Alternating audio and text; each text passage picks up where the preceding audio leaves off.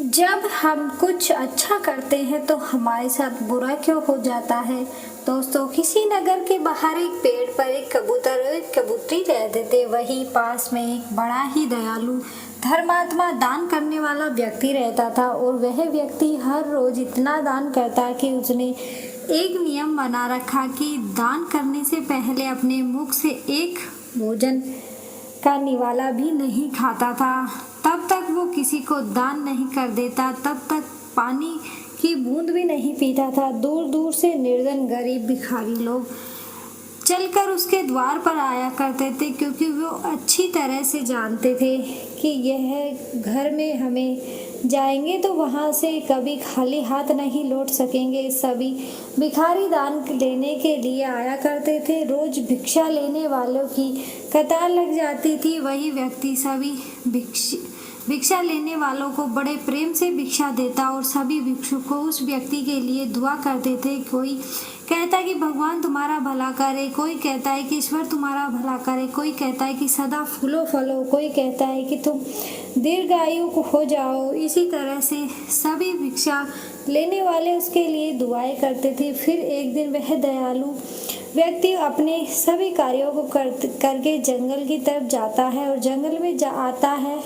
तो उसको एक झील नजर आती है, जिसे वह व्यक्ति उस झील में पानी पीने के लिए चला जाता। तब जैसे ही वह व्यक्ति उस झील में पानी पीने के लिए जाता है तो उसकी नज़र एक नहाती हुई कन्या पर पड़ती है, जो कि उस समय नंगन अवस्था में थी। पहले तो दूर से वह व्यक्ति उस बात को समझ नहीं पा रहा था कि यह कोई इंसान है या कोई जानवर। थोड़ा गौर से देखने पर थोड़ा आगे बढ़कर जब देखा फिर भी उसके समझ में नहीं आया। फिर थोड़ा और नज़दीक गया और नज़दीक जाकर उसने देखा, तब वो देखता है कि एक सुंदर कन्या नंगन अवस्था में स्नान कर रही है। दोस्तों, फिर वह व्यक्ति थोड़ी दूर उसको निहारता है। उसके बाद वह वापस वहाँ से मुड़कर लौटने लगता है। तब वह पानी में नहाने वाली कन्या उस व्यक्ति को देख लेती है। फिर वह कहती है, क्या वो दुष्ट पापी तू मुझे छुपकर देख रहा था? तो जा, तूने मुझे नंगन अवस्था में देखा, इसलिए मैं तुझे बद्दुआ देती हूँ कि मैं तुझे श्राप देती हूँ कि इसी वक्त कुत्ता बन जाओगे, जिससे तुम भी नंगन अवस्था में हमेशा रहोगे और जब भी तुम शारीरिक संबंध बनाओगे तो लोगों के बीच में बनाओगे। दोस्तों, इस सारी घटना को कबूतर और कबूतरी अपनी खुली आंखों से देख रहे थे। एक महिला ने एक व्यक्ति को श्राप दिया है, वह कुत्ता बन गया।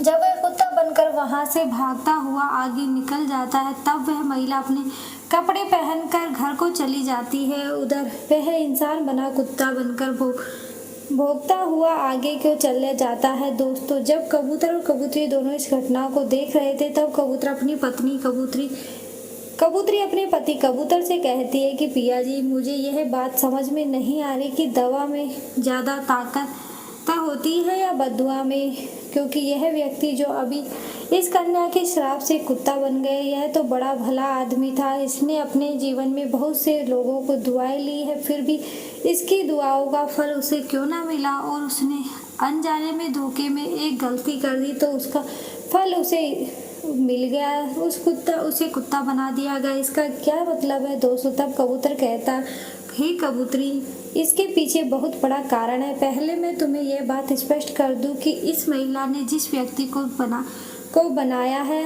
वह व्यक्ति बचपन से ही दान धर्म करता रहा है। बचपन में ना जाने कितने पुण्य इसने किए होंगे, जो इसको खातों में दुआओं का ढेर लगा होगा। इसके खातों में दुआओं की इतनी संपत्ति होगी कि ये संभाल भी नहीं पाएगा। इतने लोगों की दुआ इसके साथ है, लेकिन फिर एक बद्दुआ से यह कुत्ता बन गया। दोस्तों, फिर कबूतर अपनी कबूतरी से कहते हैं, हे प्रिय, आपका कथन बिल्कुल ही सत्य है, लेकिन आपके श्राप का उत्तर देने के लिए एक छोटी सी कहानी सुनाने जा रहा हूँ, जिससे तुम जानोगे कि दुआ बड़ी होती है या बद्दुआ। दोस्तों, फिर किसी नगर में एक बड़ा सेठ रहता था। वह सेठ इतना कंजूस था कि कभी किसी को कोई भिक्षा नहीं देता था। जब भी भिक्षुक उसके द्वार पर आता तो उसको मारता पीटता और उसको गाली गलौज करके भगा देता। उस सेठ के द्वार पर एक भिक्षुक रोज आया करता था। फिर भिक्षुक को वो सेठ रोज गालियां सुनाता था, तभी मारता पीटता, लेकिन फिर भी वो भिक्षुक भिक्षा मांगने उस सेठ के द्वार पर जरूर आता था। फिर एक दिन उस भिक्षुक की घरवाली एक दिन बीमार हो जाती है और ऊपर से वो गर्भवती भी थी।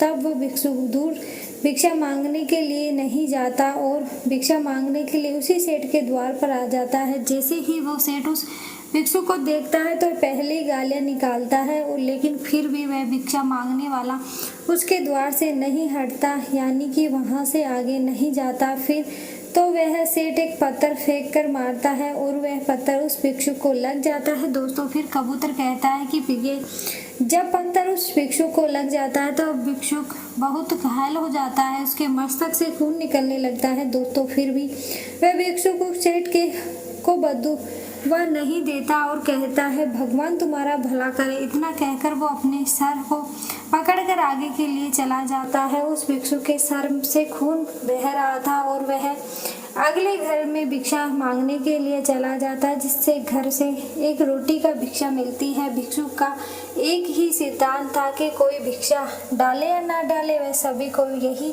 कहता कि भगवान तुम्हारा भला करे। चाहे कोई उसको गाली देता है, चाहे कोई उसको मारता पीटता था, लेकिन वह तब भी किसी को भी बदुआ नहीं देता था। फिर वह सिर्फ यही कहता कि भगवान तुम्हारा भला करे। दोस्तों, दूसरे दिन फिर वह भिक्षुक उसी सेठ के द्वार पर आता है और भिक्षा की गुहार लगाता। तब वह सेठ उस भिक्षुक को देखता है, फिर से वो गाली निकालने लगता है और जब वो आगे नहीं जाता है तो फिर से एक पत्थर उठाकर मारता है। वह पत्थर फिर से उस भिक्षुक के सर में लग जाता है, फिर से खून बहने लगता है। तब भी वो भिक्षुक भिक्षा मांगने वाला व्यक्ति यही कहता है, भगवान तुम्हारा भला करे, और वहां से आगे के लिए चला जाता है। दोस्तों, उधर कबूतरी अपने पत्नी कबूतर अपनी पत्नी कबूतरी से कहता है कि प्रिय, जब वह सेठ उसको देखता है तो सोचने लगता है कि 2 बार मैंने इसको मारा, कल भी मैंने इसको मारा था पत्थर से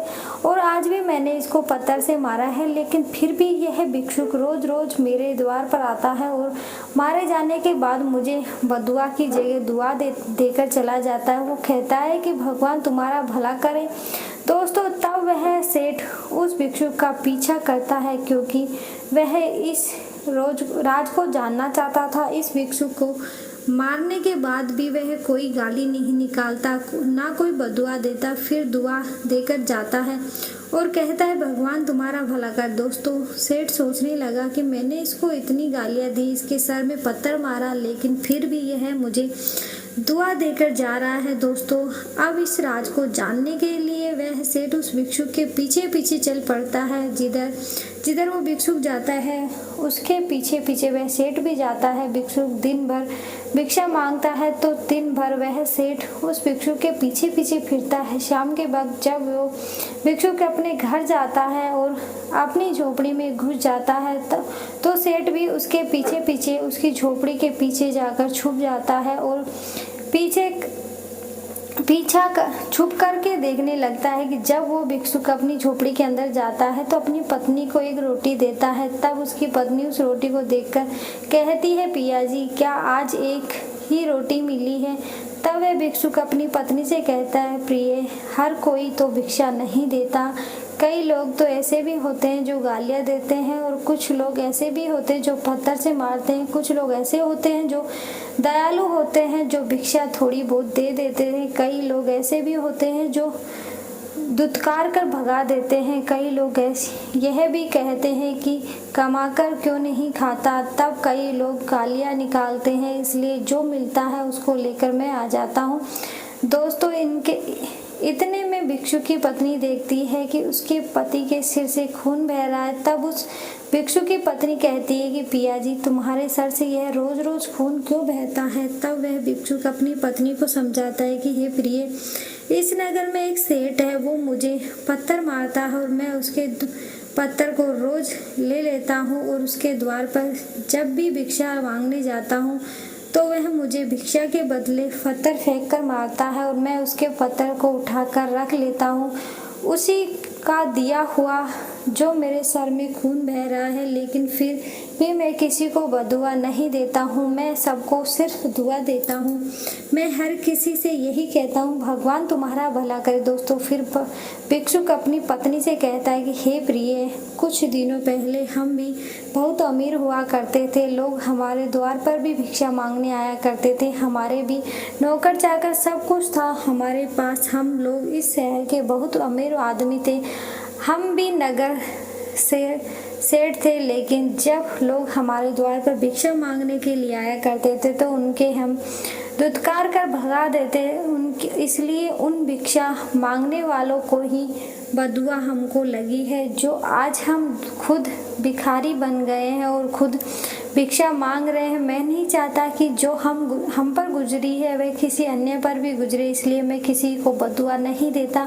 दोस्तों, इस सारी बातों को सुनकर सेठ छुप करके सुन रहा था। वह भिक्षुक अपना पूरा नाम पता बताता है। जिस वक्त वह नगर का सेठ था, उस नगर में उसका बहुत बड़ा नाम चलता था। वह बहुत बड़ा सेठ था, लेकिन आज भिक्षा मांग रहा, भिखारी बनकर भिक्षा मांग रहा। दोस्तों, फिर उन सारी घटनाओं को सुनकर सेठ वहां से चुपचाप अपने घर को चला जाता है। दोस्तों, फिर जब दूसरा दिन होता है तब वह भिक्षुक फिर से उसी सेठ के द्वार पर पहले भिक्षा मांगने आता है तो भिक्षा की गुहार लगाता है। तब वो सेठ उस भिक्षुक के पास आता है और उनसे क्षमा याचना करता है। उनसे कहता है कि मैंने तुम्हारे साथ बहुत गलत व्यवहार किया है। हर समय तुम्हें गालियाँ दी है, तुम्हें पत्थर मार घायल किया है, तुम्हें भगाने की कोशिश की है, लेकिन आज तक आप मुझे कुछ नहीं कहा। दोस्तों, फिर वह सेठ उस भिक्षुक से क्षमा मांगता है और उस भिक्षुक को काफ़ी भिक्षा देकर वहाँ अपने घर द्वार से विदा करता है। तब वो भिक्षुक अपनी भिक्षा पाकर अपने घर चला जाता है। दोस्तों, अब वह सेठ उस भिक्षुक के घर पर उसकी ज़रूरत से ज़्यादा सामान रोज पहुँचा दिया करता था। वह धीरे धीरे सेठ भिक्षुक को कुछ पैसे तथा कुछ धन भी देने लगा, जिससे धीरे धीरे उस भिक्षुक की स्थिति सुधरने लगी। और जब उस भिक्षुक की स्थिति सुधरने लगी तो उसने फिर से अपना कारोबार शुरू करना सोच लिया, जब वो पहले सेठ के रूप में करता था। फिर जिस समय वह नगर का सेठ था, उस समय जो कारोबार करता था, उस भिखारी कि जैसी जैसी स्थिति ठीक होने लगी, उसने सोचा कि क्यों ना भिक्षा मांगने से अच्छा है कुछ व्यवसाय काम करके कुछ कमा कर खाया जाए। अब मुझे भिक्षा नहीं मांगनी चाहिए, अब मुझे पहले वाला व्यापार शुरू करना चाहिए। दोस्तों, धीरे धीरे उसने अपना कारोबार शुरू कर दिया और धीरे धीरे वह बहुत पैसे वाला बन गया। अब भिखारी से धीरे धीरे पैसे वाला बनता चला गया। फिर एक दिन उस भिक्षुक के घर एक साधु आता है और वह साधु कहता है कि तुम्हारी एक गलती के कारण तुम राजा से भिखारी बन गए और तुम्हारे एक पुण्य के कारण तुम भिखारी से वापस राजा बन गए। तब वह भिखारी व्यक्ति कहता है कि महाराज, मैं समझता नहीं, मैं समझा नहीं आप क्या कह रहे हो। तब वह साधु उस व्यक्ति से कहता है कि तुमने एक गलती की थी, जिसे भिखारी को तुमने अपने द्वार पर मार पीट कर भगा दिया था। उसी के श्राप से, उसी की बदुआ से तुम्हें राजा से रंग बन गए और तुम्हारे जीवन में तुम्हें सिर्फ एक पुण्य किया। अंतिम सांस लेते हुए व्यक्ति को तुमने एक समय पानी पिलाया था, तब उसने तुम्हें एक बदुआ दी थी। उसकी आत्मा में एक आवाज़ निकली थी, उसने तुमको यह दुआ दी थी कि तुम्हारी हर बदुआ के ऊपर मेरी दुआ यह काम करे। इसलिए उसकी एक दुआ के कारण तुम फिर से रंग से राजा बनने जा रहे हो। फिर वह साधु कहता है कि दुआ में भी इतनी ही ताकत होती है जितनी बदुआ में होती है, और बदुआ में भी उतनी ही ताकत होती है जितनी दुआ में होती है। दोनों एक तराजू के दो पलड़े हैं। कभी कौन सा पलड़ा भारी होता है तो मगर पलड़े को भुगतान करना पड़ता है। आप बदुआ लेते हो तो भुगतान आपको भी उनका करना पड़ता है। यदि आप दुआ देते हो तो समय आते दुआ भी आपके काम आती है। दोस्तों, अब कबूतर अपनी पत्नी कबूतरी से कहता है कि हे प्रिय, आपको ये समझ में आ ही गया होगा कि दुआ बड़ी होती है या बदुआ। हे प्रिय, अपने जीवन में हमेशा दुआ कीजिए, किसी की बदुआ नहीं। हे प्रिय, याद करो, एक दिन हम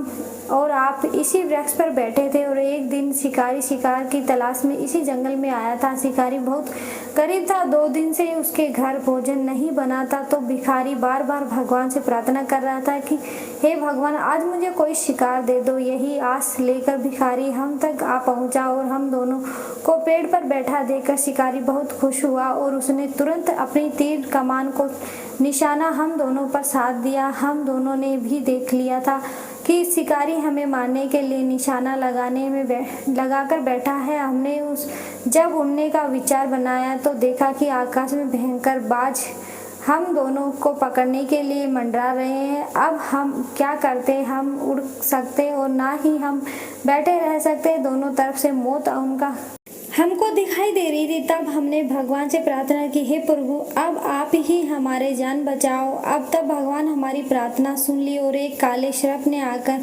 शिकारी को डस लिया। तब शिकारी के धनुष से तीर छूट गया और तब वह तीर दिशा बदलता हुआ उस बाज में जाकर लगा, जिससे शिकारी का भी काम तमाम हो गया और उस बाज का भी। उस दिन हमें याद हुआ कि आपके अच्छे कर्म और आपके फल कहीं ना कहीं जरूर बचा लेते हैं। प्रार्थना वह शिकारी भी कर रहा था, भगवान हमें भोजन दे दो, लेकिन उसका मार्ग हिंसा का था। वह बाज भी अपनी भोजन की तलाश में आकाश में उड़ रहा था, लेकिन उसने रास्ते में अलग थे और हमारे किसी शुभ कर्म ने हमारी जान बचा ली। दोस्तों, वह पुरुष उस स्त्री की, उस कन्या के श्राप से कुत्ता बन गया, जबकि वो एक धर्मात्मा व्यक्ति था। उसका मतलब यह है कि हम अच्छा या बुरा जो भी करते हैं, जाने अनजाने में उसका परिणाम हमें भोगना ही पड़ता है। उससे गलती से एक पाप बन गया तो उसका परिणाम उसे किसी के श्राप द्वारा मिल गया। अब उसके जो पुण्य कर्म है वह भी उसे अगले जन्म में भोगने को जरूर मिलेंगे। हमेशा पुण्य का कार्य हमें करना चाहिए। हमेशा परेशान जीवों जंतुओं की सहायता करनी चाहिए ताकि आपको उनकी आत्मा से दुआ मिल सके, ताकि हमारे जीवन में लोगों द्वारा मिलने वाली दुआएं सुरक्षा कवच का काम करती है, बड़े बड़े संकटों को छोटा कर देती है। इसी तरह से बददुआ अपना प्रभाव दिखाती है। जब आप कोई अच्छा कर्म करते हैं और आपके साथ उस समय बुरा होता है तो समझ लेना कि कोई बददुआ आपके ऊपर असर कर रही है, इसलिए आपके साथ बुरा हो रहा है। जब दुआओं पर बददुआ हावी हो जाती है, यानी कि किसी की बददुआ इतनी प्रबल है जो कि आपके दुआओं का दबाव अपना प्रभाव दिखाती है। ऐसे ही नहीं कि आपकी बददुआ की फल नहीं मिलेगा, लेकिन पहले बददुआ का दंड मिलता है, उसके बाद दुआओं का फल मिलता है। वीडियो अच्छी लगी तो वीडियो को लाइक करें, चैनल को सब्सक्राइब जरूर करें। धन्यवाद।